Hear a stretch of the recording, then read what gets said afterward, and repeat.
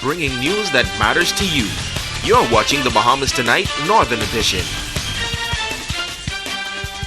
Welcome back. The 8 Mile Walk High School has had its share of challenges in recent time. Now the school have reason to celebrate as one of their own has been elevated to the post of Justice of the Peace. Megan Shepard has this story. Several new justices of the peace have taken the oath of office, among them educator at 8 Mile Rock High School, Bronwyn Ann Smith. Smith, who is also a minister of the gospel, says she's looking forward to her new role. I serve in various other capacities, and so this allows me to serve not only the community, just regular people, but also help me to work in partnership with even more with the police force, the magistrates force, and helping to document and complete documents that are necessary to for affidavits, birth, for arrest, even for peace, restoring peace in our communities. I will have the privilege of assisting in that manner, and if so be it, a magistrate can also call on me along with another justice of the peace to represent them in court. So it's a great opportunity to really serve in other capacities in this community. Administrator for Freeport, Charles King, says those sworn in must live according to their oath, lead by example, and work along with those in the community. One must obviously be of good character, and you should have displayed that type of temperance, and of course you have to be able to show that you have kept the peace over the years, not to get in trouble and not to be a troublemaker.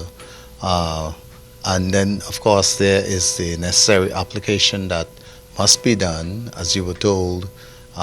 Once the application is done, then there is a process that is carried out by the police department.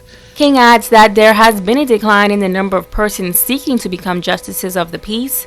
He says he is pleased that the government took this shortage into consideration. In fact, I think that throughout the entire Commonwealth we have observed over the years that there was really a shortage of justices of the peace.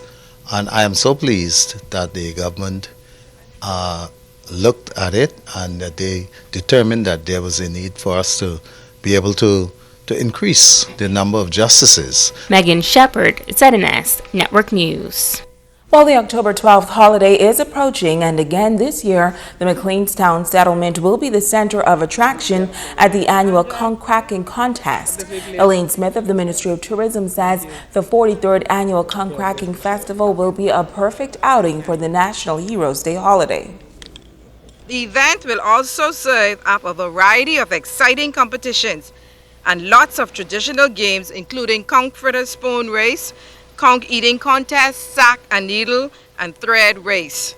Additional attendees will have the opportunity to shop around, participate in water sports, kayaking and bird watching tours.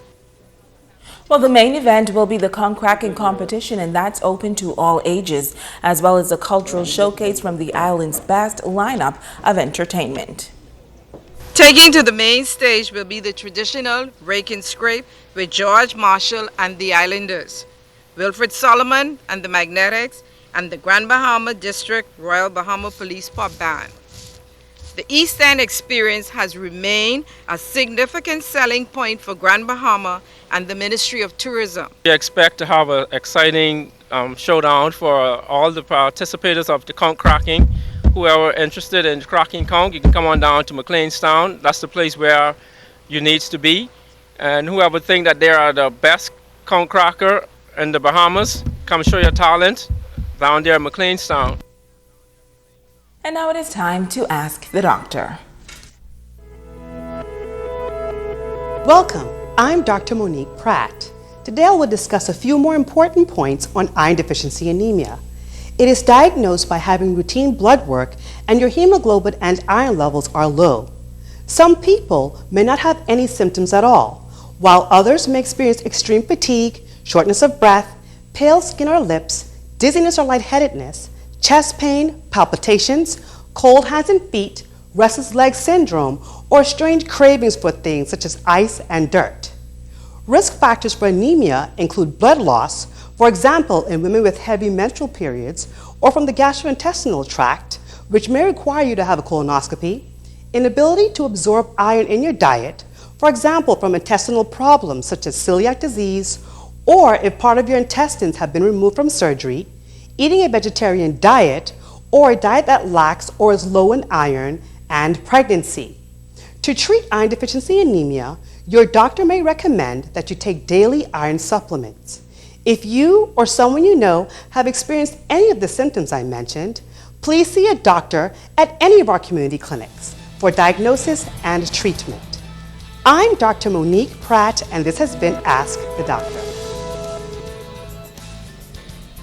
Well, he's a passionate Dolphins hater, and he's up next with a check on sports.